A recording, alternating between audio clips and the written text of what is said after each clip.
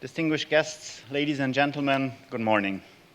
It's my pleasure to address you today and elaborate more on the question how enterprises from China and Germany can foster sustainable development in third countries, mainly in Asia and Africa.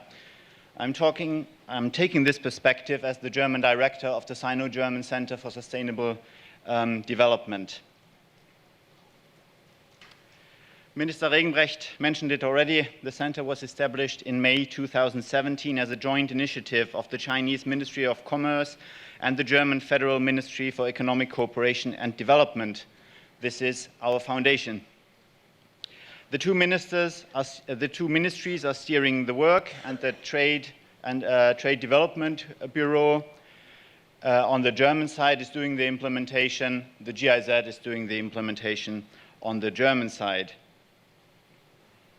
The center's work is organized in three pillars. Let me start with the first one. The first one is the dialogue on development cooperation, where we are exchanging on experiences on development policies, approaches, and instruments, as well as the discussion of learning experiences from joint project implementation. The second pillar is on trilateral cooperation projects. Here we are talking about formally agreed and jointly funded government-to-government cooperation projects, a combination of German development cooperation and Chinese South-South cooperation or foreign aid. In this, we as the center have the role to identify, assess, and prepare these projects between Germany and China and third countries. Last but not least, the third pillar is about partnering with Chinese and German businesses to promote sustainable development in third countries, our main topic for today. These three pillars, which are standing on a solid foundation, carry the roof of the center. We heard this morning already about contributions of enterprises and economic actors to sustainable development. There are different angles to look at this link and different arguments for bringing business and development closer together. First is businesses bear responsibility to not only maximize profits, but to act in a manner that benefits society. It is part of business ethics to contribute to sustainable development.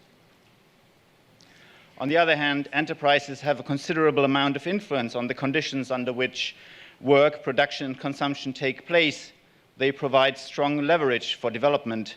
Their engagement and creativity also generate results in areas where the state has barely an influence. Another way of looking at this is from the perspective of required funding and resources for sustainable development globally. The state and government funding alone cannot meet the challenges, so it needs some kind of pooling of resources from government and businesses.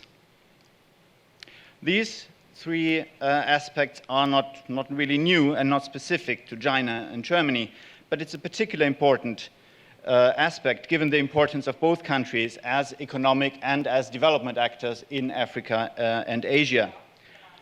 What I would like to argue is that there are synergies and comparative advantages in working in a triangle with business and development. We heard that already China and Germany have strengths which in combination can add value and increase effect. This relates to the official development cooperation and South-South cooperation. There we see strong complementarities in the ways how it is done, but also on the business sector. We see that Chinese enterprises are increasingly important suppliers in Africa. Their investments are also channeled to countries with high backlog demand. German enterprises, on the other hand, deliver high-quality products and technologies and often follow a sustainable business model. Cooperation can bring a benefit for developing countries, but also for Chinese and German enterprises. This is important to have a lasting and sustainable effect. It is not only an obligation of businesses to foster social development, a burden which comes with additional costs.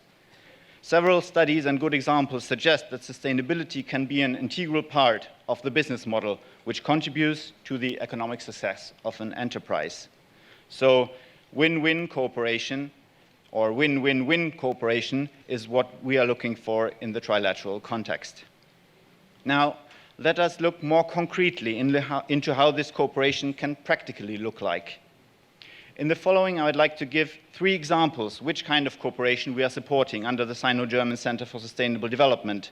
It is, however, not an exhaustive list of cooperation models and options. Let's start with a straightforward area of cooperation, fostering responsible business conduct. This is an area where GIZ already had the chance to work as implementer of German development cooperation together with Chinese business associations, namely the Chinese International Contractors Association, JINCA, the Chinese National Textile and Apparel Council, SINTAC, and the Chinese Chamber of Commerce of Metals, Minerals, and Chemicals Importers and Exporters, CCCMC. In this area, we supported the development of sustainable guidelines, of sustainability guidelines for Chinese enterprises abroad in the areas of infrastructure, in the case of JINCA, textile in the case of SINTAC, and mining in the case of CCCMC.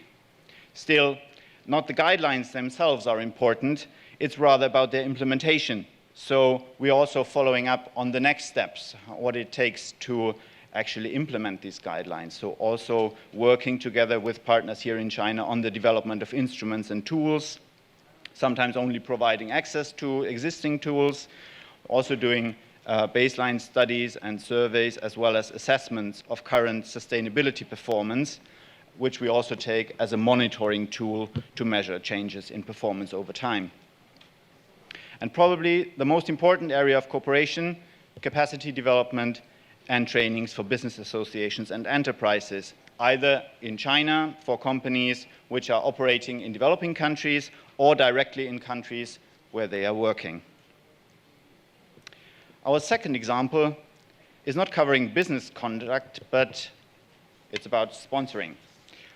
Well, sponsoring, is of course a voluntary contribution by a company, but what we are considering in our setting is a contribution in cash or in kind to a development cooperation project.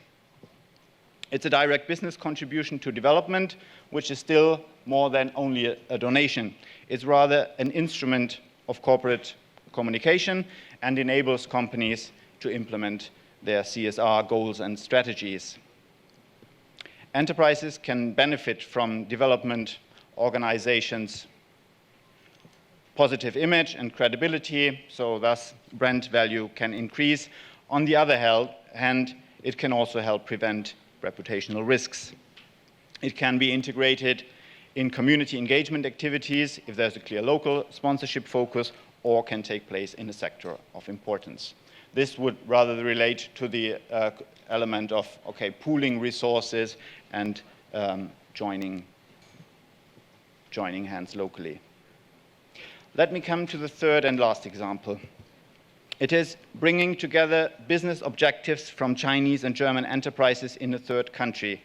But it doesn't stop at third market cooperation or business-to-business cooperation in a third country. It is also linking business targets with development objectives. It aims at the spot where business opportunities and development policy initiatives overlap. Intersections of doing business and long-term contributions to local development comprise areas such as providing training for local employees, promoting the use of climate-friendly technologies, improving social standards at production facilities, or raising standards in supply chains. The German Ministry for Economic Cooperation and Development offers financial and technical support for companies which are ready to set up projects in this overlapping area and contributing at least half of the overall costs. In the framework of so-called strategic alliances, the German side, the German government is contributing resources to these joint projects. Ladies and gentlemen, today's event illustrates the commitment of Chinese and German enterprises to sustainable development. Let us use this commitment to push realization of the 2030 agenda in China and Germany, but also in our partner countries in Asia and Africa. I hope I could illustrate a few examples how this could practically look like. Thank you very much for your attention, and don't hesitate to contact us. Thank you very much. timing. 5 seconds.